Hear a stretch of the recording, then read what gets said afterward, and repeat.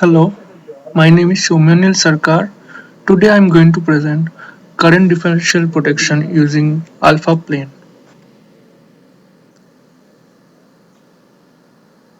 So here is the agenda what I am going to do today.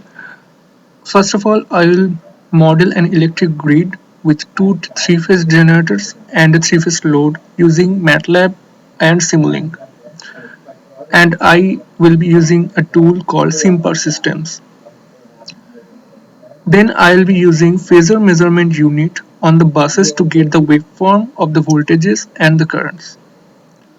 Now I'll be plot the current ratio which I get from the two buses on the alpha plane, and if there is any fault then I'll be tripping the breakers based on the plot on the alpha plane whenever I get any internal fault.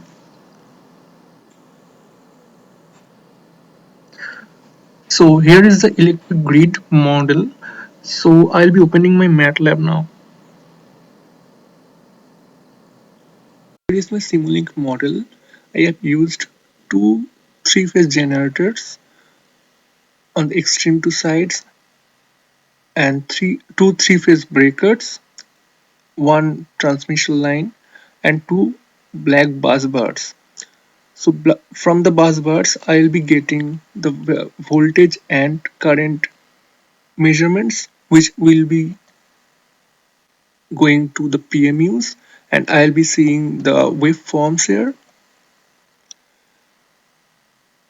This block will calculate the complex output for each of the phases of the currents, and here I will be getting the ratio of the currents for each of the phases, and those ratios will be plotted on a complex plane. This is a three-phase fault and this is the three-phase load I am using here. So the phasor measurement unit or synchrophasor is a device which measures the electrical waves on an electricity grid using a common time source of synchronization.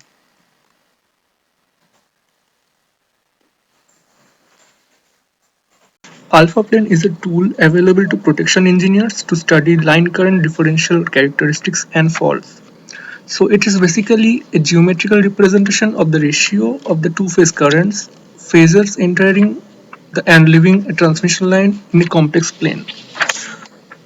So let's get back to the model.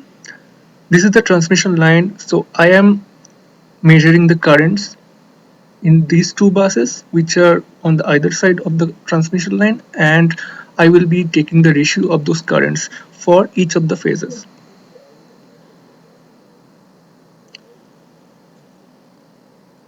If we plot the ratio in a complex plane, this is the real axis and this is the imaginary axis.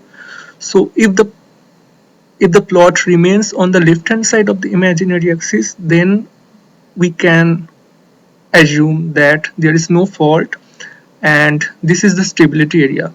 And if the locus goes beyond the imaginary axis to the right hand side of the axis, then we can assume that there must have been any fault and we have to trip.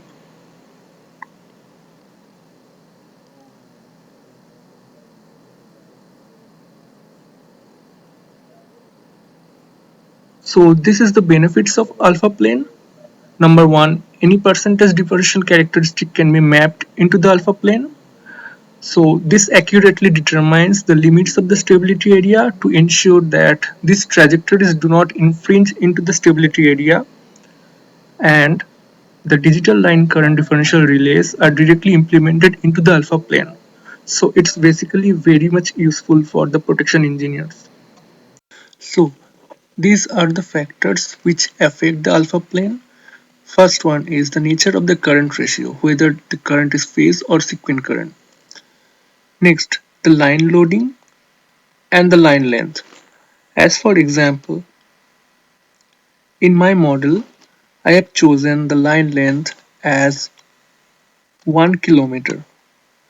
So the plot will be different if I choose 100 kilometers or 1000 kilometers. Next is the level of the fault resistance, the presence of an open pole, and the presence of capacitive series compensation.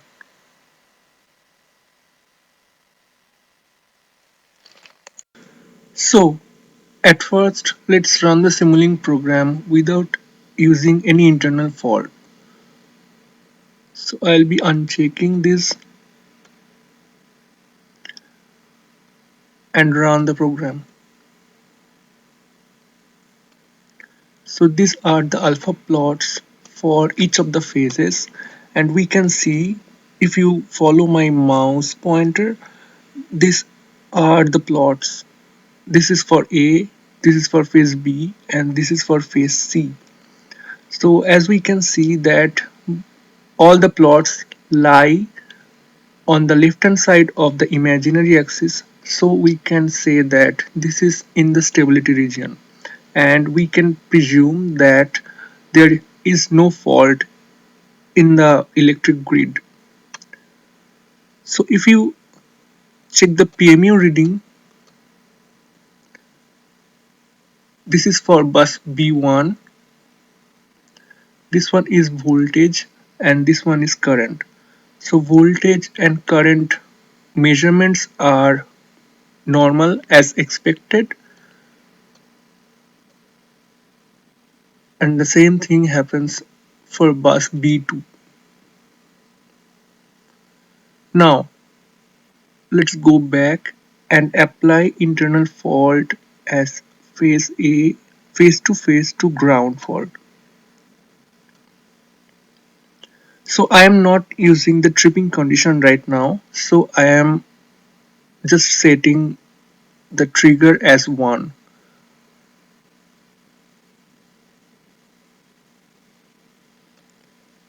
If we see the graphs, we can see that it is it has surpassed the imaginary axis and went to the right hand side, and it is it has become a mess.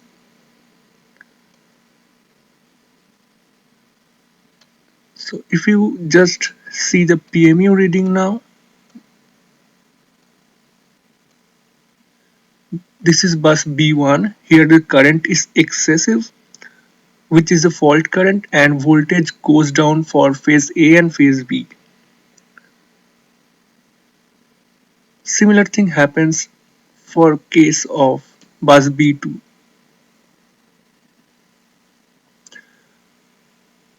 So now we will be applying the tripping condition. The tripping condition is whenever any of the plot, any of the three plots goes beyond the imaginary axis towards the right hand side, then this if else block will generate a tripping condition, and the breakers will get tripped. So for this, I'll be disabling this block, and I'll run the model again.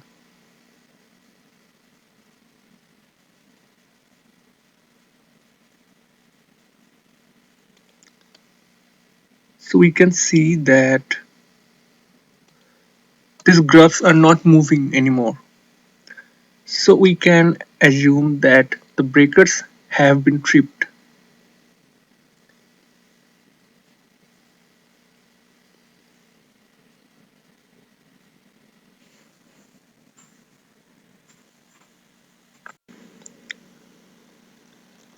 So in conclusion, I'd like to say that I have made a very specific part of PMU and the control system of the electric grid.